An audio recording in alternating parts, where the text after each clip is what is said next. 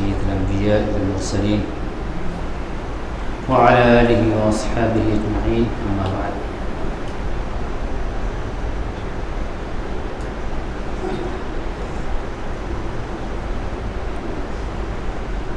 سورۃ النمل کا بچا ہوا حصہ، اس کے بعد پھر سورہ قصص اور پھر اس کے بعد سورۃ العنکبوت کی تلاوت ہوئی. سورۃ العنکبوت کا بھی تھوڑا سا حصہ باقی ہے. سورہ نمل پہ گفتگو ہو چکی تھی. سورہ قصص قرآن کریم کی ان مکی صورتوں میں سے ہے جو کہ خاص طور سے حضرت موسیٰ علیہ السلام کے قصے پر فوکسڈ ہے، اور حضرت موسیٰ علیہ السلام کے قصے کو ذرا تفصیل کے ساتھ اس میں بیان کیا گیا ہے. بلکہ یہ کہا جا سکتا ہے کہ سب سے زیادہ حضرت موسیٰ علیہ السلام کا مفصل قصہ اگر آیا ہے تو سورۃ القصص کے اندر آیا ہے. اس صورت میں اللہ تبارک و تعالیٰ نے قارون کا بھی تذکرہ کیا ہے کہ کیسے قارون کو اللہ تبارک و تعالیٰ نے ہلاک کر دیا غرور و کبر کی بنیاد پر. حالانکہ قارون کے بارے میں یہ بتایا جاتا ہے کہ وہ بڑا عالم تھا اپنی قوم کا، لیکن اللہ تبارک و تعالیٰ نے جب اس کو مال عطا کیا، مال کی وجہ سے جو ہے اس کے اندر کبر و غرور پیدا ہوا، اور اس طریقے سے اللہ تبارک و تعالیٰ نے اس کو ہلاکت و تباہی اور بربادی میں ڈالا.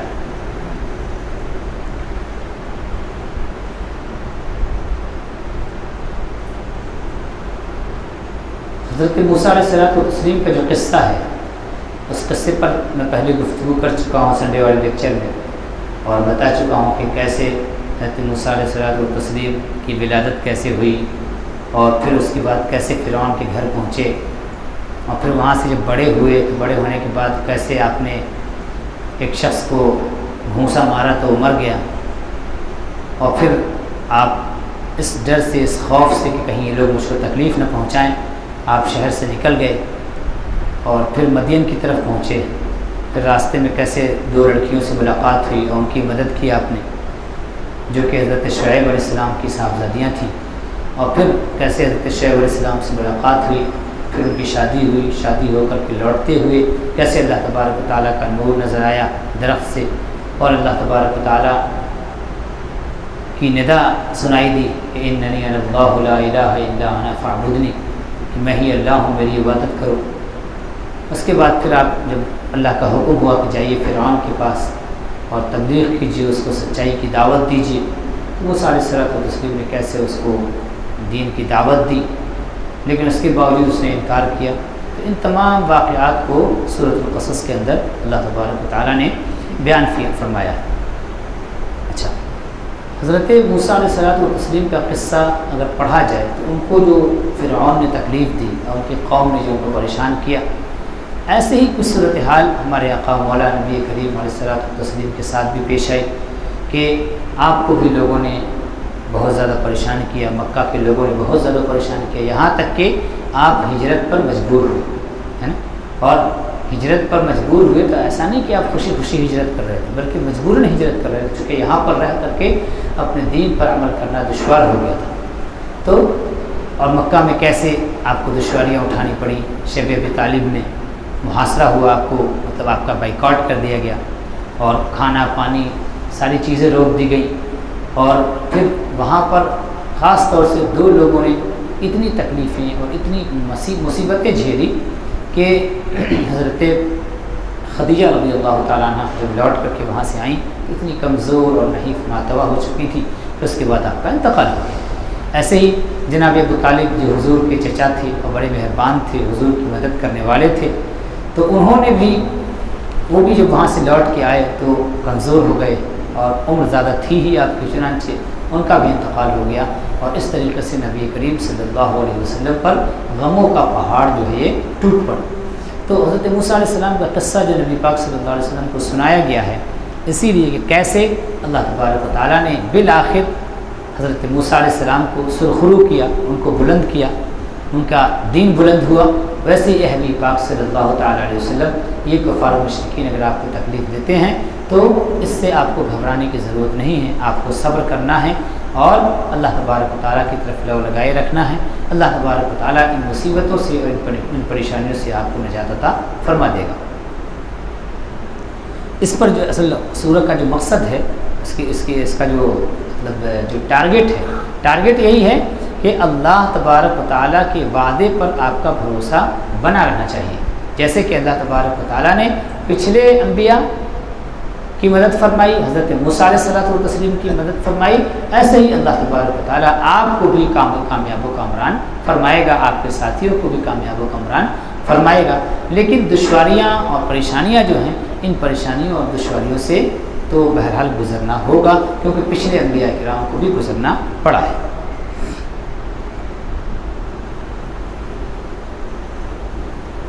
سورۃ القصص کے بعد سورت ہے سورۃ العنکبوت۔ سورۃ العنکبوت، عنکبوت کے معنی کیا ہوتے ہیں؟ مکڑی کے، اسپائڈر، مکڑی۔ تو مکڑی کیا ہے؟ بہت ہی کمزور جانور ہے، کمزور کیڑا ہے، بہت ہی کمزور۔ لیکن اللہ تبارک و تعالیٰ نصیحت کے لیے اپنے بندوں کے سامنے انتہائی کمزور چیزوں کی مثال بھی بیان فرماتا ہے، انتہائی حقیر چیزوں کی بھی مثال بیان فرماتا ہے۔ اس سورت کو جو سورۃ العنکبوت کہا گیا ہے، اس کی وجہ یہ ہے کہ اللہ تبارک و تعالیٰ نے اس سورہ پاک میں مکڑی کی مثال بیان فرمائی۔ کیا مثال کی بیان کی اللہ نے فرمایا کہ جو لوگ اللہ کو چھوڑ کر کے دوسروں کی عبادت کرتے ہیں، انسانوں کی عبادت کرتے ہیں، انسانوں کی پوجا کرتے ہیں، ان کی مثال اس مکڑی کی سی ہے جس نے ایک گھر بنایا، اور سب سے زیادہ کمزور گھر کس کا ہوتا ہے؟ مکڑی کا گھر ہوتا ہے۔ جہاں بھی مکڑی جو ہے وہ گھر بناتی ہے، فوراً آدمی اس کو صاف کر دیتا ہے، رہنے نہیں دیتا ہے۔ تو گھر بنانے کا مقصد کیا ہوتا ہے؟ انسان کس لیے گھر بناتا ہے؟ گھر اس لیے بناتا ہے تاکہ جاڑے میں ٹھنڈی سے محفوظ رہ سکے اور گرمی سے محفوظ رہ سکے۔ یہی مقصد ہے نا گھر بنانے کا، انسان بارش کے وقت بارش سے محفوظ رہ سکے۔ بتائیے مکڑی جو اپنا جالا بنتی ہے، تو کیا اس کا یہ جالا اس کو کام آتا ہے؟ جاڑے سے بچاتا ہے، اس کو گرمی سے بچاتا ہے، بارش سے بچاتا ہے؟ نہیں، اس کا جو گھر ہے وہ بہت ہی کمزور ہے۔ تو ایسے ہی اللہ تبارک و تعالیٰ نے مومنوں کافروں کی مثال بیان کی کہ یہ لوگ جو غیر اللہ سے مدد مانگ رہے ہیں، غیر اللہ کی عبادت کر رہے ہیں، ان کی مثال بھی ایسے ہی ہے جیسے مکڑی کا گھر ہوتا ہے، ویسے ہی ان لوگوں کا سہارا ہے۔ یعنی بتوں کا سہارا ایسے ہی ہے جیسے مکڑی کے گھر کی طرح سے، کہ جیسے مکڑی کا گھر فائدہ نہیں پہنچاتا ہے، ایسے ہی ان کو یہ بت بھی فائدہ پہنچانے والے نہیں ہیں کسی بھی اینگل سے۔ ٹھیک ہے، لیکن اللہ فرماتا ہے یہ لو کانوا یعلمون، کاش کے لوگوں کو اس کا یقین ہو جائے۔ انسان کو اس بات کا یقین نہیں ہوتا ہے، دل کی گہرائیوں میں یہ بات اترتی نہیں ہے کہ یہ بت ہم کو کوئی فائدہ نہیں پہنچا سکتے ہیں، ان سے ہم کو کوئی نفع ملنے والا نہیں ہے۔ سورت جو کہ مکی صورت ہے، تو مکی صورتوں میں اللہ تبارک و تعالیٰ مثالیں زیادہ بیان فرماتا ہے، خاص طور سے عقیدے کے متعلق مثالیں اللہ تبارک و تعالیٰ بیان فرماتا ہے۔ اور سورت کا جو آغاز ہے اس بات سے ہے کہ آج دیکھیے ہم سب لوگ کہتے ہیں نا کہ یہ مومن ہیں، ہم سب لوگ، کوئی بھی آپ سے پوچھے گا آپ کیا ہیں، آپ کہیں گے مومن ہیں۔ اللہ فرماتا ہے کہ حسب الناس ان یترکوا ان یقولوا آمنا وهم لا یفتنون، کہ کیا لوگوں نے یہ سمجھ لیا ہے کہ صرف ایمان کا دعویٰ کر لینے کی بنیاد پر چھوٹ جائیں گے وہ، اور ان کو آزمایا نہیں جائے گا؟ ان کو آزمایا جائے گا۔ وَلَقَدْ فَتَنَّا الَّذِينَ مِنْ قَبْلِهِمْ فَلَيَعْلَمَنَّ اللَّهُ الَّذِينَ صَدَقُوا وَلَيَعْلَمَنَّ الْكَاذِبِينَ، کہ ہم نے پہلے والوں کو بھی آزمایا، پہلے کے لوگوں کو بھی آزمایا ہم نے، تاکہ سچا کون ہے ایمان میں اور جھوٹا کون ہے، کون دعوے دار ہے، کون اپنے دعوے میں سچا ہے، یہ بات لوگوں پر ظاہر ہو جائے۔ اللہ تو سب جانتا ہی ہے، ایسا نہیں کہ اللہ جاننا چاہ رہا ہے، اللہ کے پاس تو علم موجود ہے، اس کا تو علم ازلی و ابدی ہے، لیکن اللہ چاہتا یہ ہے کہ لوگوں کو بھی یہ بات معلوم ہو جائے کہ کس کا ایمان کمزور ہے اور کس کا ایمان مضبوط ہے۔ تو پتہ کیا چلا کہ اگر ہم نے ایمان کا دعویٰ کیا ہے، ایمان میں داخل ہوئے ہیں، تو پھر آپ بلاؤں کے لیے تیار رہیے، مصیبتوں کے لیے تیار رہیے، اللہ تبارک و تعالی آپ کو آزمائے گا۔ قرآن کریم میں سورہ بقرہ میں بیان کیا گیا نا کہ وَلَنَبْلُوَنَّكُمْ بِشَيْءٍ مِّنَ الْخَوْفِ وَالْجُوعِ وَنَقْصٍ مِّنَ الْأَمْوَالِ وَالْأَنفُسِ وَالثَّمَرَاتِ، ہم تم کو ضرور بالضرور آزمائیں گے، یعنی کوئی ڈاؤٹ نہیں ہے، ضرور بالضرور آزمائیں گے۔ کیسے؟ خوف کے ذریعے سے، خوف کا ماحول بن جائے گا۔ دیکھیے آج کل خوف کا ماحول بنا ہوا ہے۔ والجوع، بھوک کے ذریعے سے، کبھی مال کی کمی ہو جائے گی۔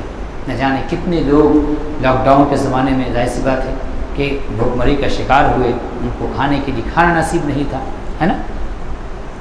وَلَنَبْلُوَنَّكُمْ بِشَيْءٍ مِّنَ الْخَوْفِ وَالْجُوعِ وَنَقْصٍ مِّنَ الْأَمْوَالِ، اور مال بھی کم ہو جائے گا۔ ظاہر سی بات ہے لوگ پریشانیوں سے گزرے نا، فائنینشیل کرائسس سے گزرے ہیں نا۔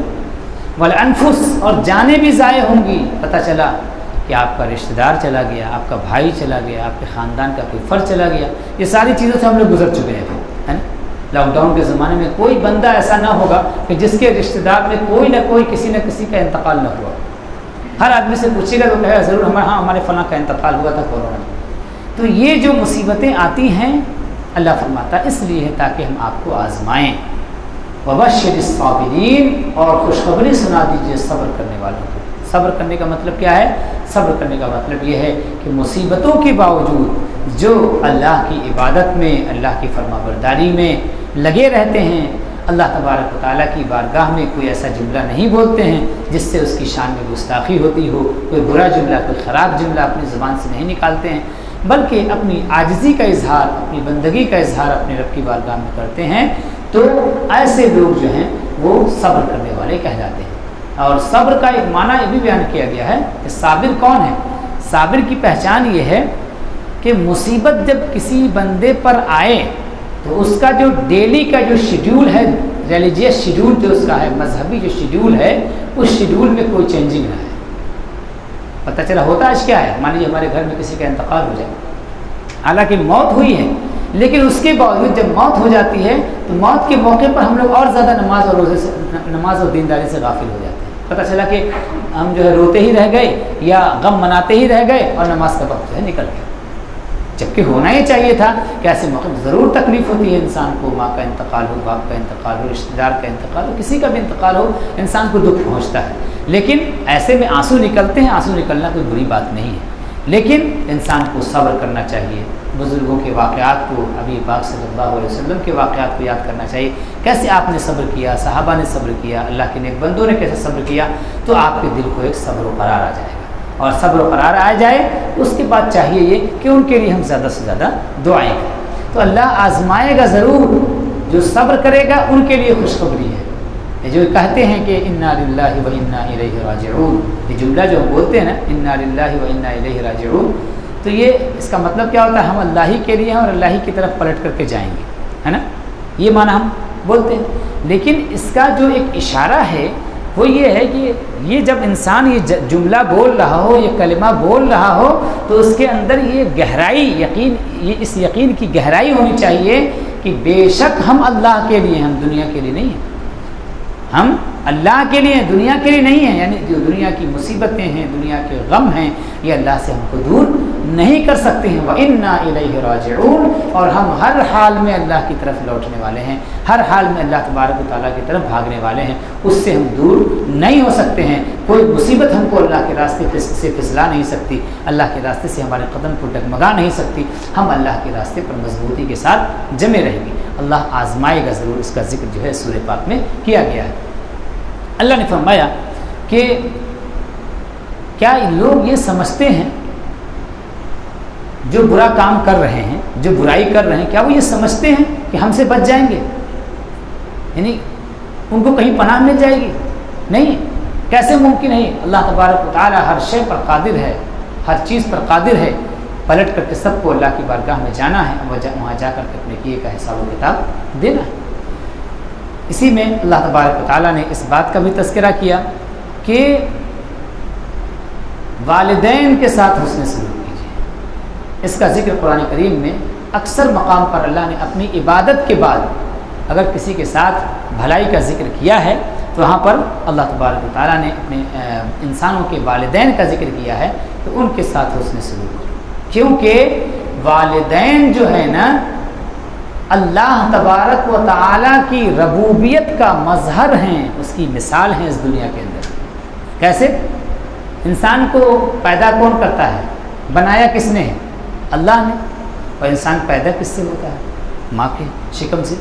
اور اس میں سبب کون بنتا ہے؟ باپ۔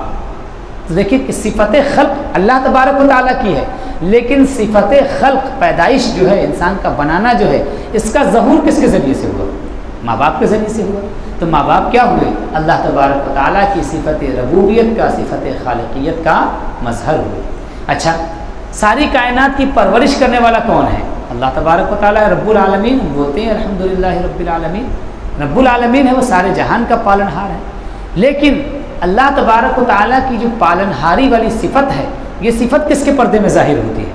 ماں باپ کے پردے میں ظاہر ہوتی ہے کہ ماں اپنے وجود کے ذریعے سے لگا کے رکھتی ہے اور ہمارا خیال رکھتی ہے، ہماری ضرورتوں کو پورا کرتی ہے، ہمارے ساتھ شفقت اور محبت کا معاملہ کرتی ہے۔ اور باپ جو ہے وہ محنت کرتا ہے، کماتا ہے اور پیسہ اکٹھا کرتا ہے، جو ضرورتیں ہماری ہیں ان ضرورتوں کو پوری کرتا ہے۔ تو اس طریقے سے ماں باپ چونکہ مظہر ربانی ہیں، اللہ تبارک تعالیٰ کی ربوبیت کا مظہر ہے اس روئے زمین پر، اسی لیے اللہ نے اپنی عبادت کے بعد سب سے زیادہ انہی کے ساتھ حسن سلوک کا ذکر فرمایا ہے قرآن کریم کے اندر۔ تو اس کا جو ہے اس میں ذکر آیا ہے۔ اس کے علاوہ اس صورت میں اللہ تبارک و تعالیٰ نے بہت اختصار کے ساتھ حضرت لوط علیہ السلام، حضرت ابراہیم علیہ السلام کا قصہ ذکر کیا ہے، نوح علیہ السلام کا بھی قصہ ذکر کیا ہے، اور حضرت ابراہیم علیہ السلام اور حضرت لوط علیہ السلام، حضرت لوط علیہ السلام اصل میں حضرت ابراہیم علیہ السلام کے رشتہ دار تھے، ان کے رشتہ دار تھے، بھتیجے تھے یا کیا تھے کنفرم نہیں ہوں، لیکن رشتہ دار تھے بہرحال۔ تو جب حضرت ابراہیم علیہ السلام نے اللہ کے دین کی طرف بلایا، اور جب حضرت ابراہیم علیہ السلام ان بت پرستوں کو چھوڑ کے، اپنے خاندان والوں کو چھوڑ کے آپ جب دوسری جگہ جا رہے تھے، تو اس وقت لوط جو ہے حضرت ابراہیم علیہ السلام پر ایمان لے آئے، اور انہوں نے کہا کہ انی مہاجر الی ربی، میں بھی اپنے رب کی طرف ہجرت کرنے والا ہوں، آپ کے ساتھ ہجرت کر کے میں بھی آپ کے ساتھ جاؤں گا۔ چنانچہ حضرت لوط علیہ السلام بھی حضرت ابراہیم علیہ السلام کے ساتھ چلے گئے۔ بعد میں اللہ تبارک و تعالیٰ نے ان کو اعلان نبوت کا حکم فرمایا، وہ اللہ کے نبی تھے، اللہ نے حکم ہوا، اللہ کی طرف سے حکم ہوا کہ آپ اپنی نبوت کا اعلان کیجیے، تو وہ نبی ہوئے۔ ان کی قوم بہت ہی بدتمیز، بہت ہی بد اخلاق قوم تھی، اور اس کی بد اخلاقی کے نتیجے میں اس پوری قوم کو تباہ و برباد کر دیا گیا، سوائے چند ان کے ماننے والوں کے، ایمان والوں کے، اللہ نے سب کو تباہ و برباد کر دیا۔ لوط علیہ السلام کی بیوی کافرہ تھی، اس زمانے میں کافرہ عورتوں سے نکاح ہوا کرتا تھا، تو کافرہ تھی، تو اس کو بھی اللہ تبارک و تعالیٰ نے تباہ و برباد کر دیا، اور وہ اس کو کوئی لوط علیہ السلام سے جو رشتہ تھا وہ رشتہ کام نہیں آیا، چونکہ ایمان نہیں تھا اس کے بعد، اس لیے جو ہے تباہ و برباد کر دی گئی وہ بھی۔ حضرت ابراہیم علیہ السلام بڑے مہربان اور بہت نرم دل شخصیت تھی آپ کی، بہت نرم دل۔ تو جب فرشتے پہنچے حضرت ابراہیم علیہ السلام کے پاس اور ان کو خوشخبری سنائی حضرت اسحاق علیہ السلام کی، ہے نا، تو جب اسحاق علیہ السلام کی خوشخبری سنائی تو پوچھا کہ آپ لوگ جا کہاں رہے ہیں؟ تو ٹھیک ہے آپ نے خوشخبری سنا دی، لیکن آپ لوگ جا کہاں رہے ہیں؟ تو فرمایا کہ انا ارسلنا الی قوم لوط، کہ ہمیں لوط علیہ السلام کی قوم کی طرف بھیجا گیا ہے، اس بستی کو ہم کو ہلاک کرنا ہے، تباہ و برباد کرنا ہے۔ تو حضرت ابراہیم علیہ السلام اتنے نرم دل تھے، وہ نہیں چاہتے تھے کہ بستی تباہ و برباد ہو۔ تو آپ نے اس نیت سے کہ شاید میرے کہنے کی بنیاد پر بستی کی تباہی جو ہے رک جائے، آپ نے فرمایا کہ وہاں اس بستی میں تو لوط بھی رہتے ہیں، لوط علیہ السلام بھی رہتے ہیں، پھر آپ اس بستی کو کیسے ہلاک کریں گے؟ تو انہوں نے کہا، فرشتوں نے کہا، نحن اعلم بمن فیہا، ہم کو معلوم ہے کہ وہاں بستی میں کون کون ہے، لننجینہ واہلہ، ہم ان کو اور ان کے خاندان والوں کو جو ایمان لے آئے ہیں ان کو ہم بچا لیں گے، الا امرأتہ، سوائے ان کی بیوی کے، چونکہ ان کے خاندان میں سے، ان کے رشتہ داروں میں سے ان کی بیوی ایمان نہیں لائی ہے، اس لیے اس کو بھی تباہ و برباد کر دیا جائے گا۔ چنانچہ اس پوری بستی کو تباہ و برباد کر دیا گیا۔ علماء فرماتے ہیں، مفسرین نے لکھا ہے کہ پوری بستی، ان کی زمین جو ہے وہ آسمان تک بلند کر کے اور آسمان سے چھوڑ دی گئی۔ اب ظاہر سی بات ہے کہ وہ بستی جو ہے، اسی لیے قرآن نے کیا کہا ہے، فجعلنا عالیہا سافلہا، اوپر کا حصہ نیچے، نیچے کا حصہ اوپر، یعنی بالکل ایسے اٹھا کے یوں پلٹ دیا گیا، پوری بستی تباہ و برباد ہو گئی، عبرتناک بن گئی، دوسروں کے لیے عبرت بن گئی۔ تو ان کا ذکر آیا۔ ایسے ہی اللہ تبارک و تعالیٰ نے صورت میں حضرت शुएब अलैहिस्सलाम की कौम का भी जिक्र किया कि कैसे उन लोगों ने झुटलाया, फिर उनका नतीजा क्या हुआ। ये सारी बातें अल्लाह तबारक व तआला ने इस सूरह अनकबूत में बयान फरमाई है। मकसूद ये है सूरत का जो टारगेट है, टारगेट यही है कि ऐ लोगों, तुम अपनी ज़िंदगी में अपने आप को रसूलों से जोड़ो, उनके पैगाम से जोड़ो, उनके दीन से जोड़ो और उनके दीन पर अमल करने की कोशिश करो, वरना क्या होगा, वही अंजाम होगा जो पिछली उम्मतों के साथ हुआ था कि उनको कैसे अल्लाह तबारक व तआला ने तबाह व बर्बाद कर दिया, वैसे भी तुम्हारी भी तबाही आ सकती है, तुम्हारी भी बर्बादी आ सकती है। अल्लाह से डरते रहो, वरना अल्लाह तबारक व तआला की जो सुन्नत है वो जारी है। अल्लाह ने फरमाया कि अल्लाह ने फरमाया कि फ़कुल्लन अख़ज़ना बिज़ंबी, हर कौम की हमने गिरफ्त की है उनकी गुनाह की बुनियाद पर। चुनांचे किसी की ज़मीन धंसा दिया, किसी को एक चीख आई और चीख की वजह से सब के सब मर गए खौफ की वजह से, और मतलब कोई उनका मददगार नहीं आया, कोई उनकी मदद करने के लिए सामने नहीं आया। अल्लाह के मुकाबले में कौन मदद के लिए आ सकता है? जब अल्लाह तबारक व तआला किसी बात का इरादा फरमा ले, वइज़ा अरादल्लाहु बिक़ौमिन सूअन फ़ला मरद्द लह, जब अल्लाह तबारक व तआला किसी कौम के साथ बुराई का इरादा फरमाता है तो कोई उसको टालने वाला नहीं है। जब अल्लाह ने चाहा कि उसको हलाक करना है तो वो कौम तबाह व बर्बाद हो गई, इबरत का निशान बन गई। और ये जो आयतें आई हैं, ये सूरतें आई हैं, ये हमें पैगाम दे रही हैं कि हमें अल्लाह की इताअत करनी है, उसके रसूल की इताअत करनी है और अपने आप को उन कौमों की सिफात से दूर रखना है जिसकी बुनियाद पर पिछली कौमें तबाह हो बर्बाद हो गई। अल्लाह तबारक व तआला की बारगाह में दस्त दुआ कि मौला करीम हम सबको कुरान करीम के पैगाम पर अमल की तौफीक बख्शे।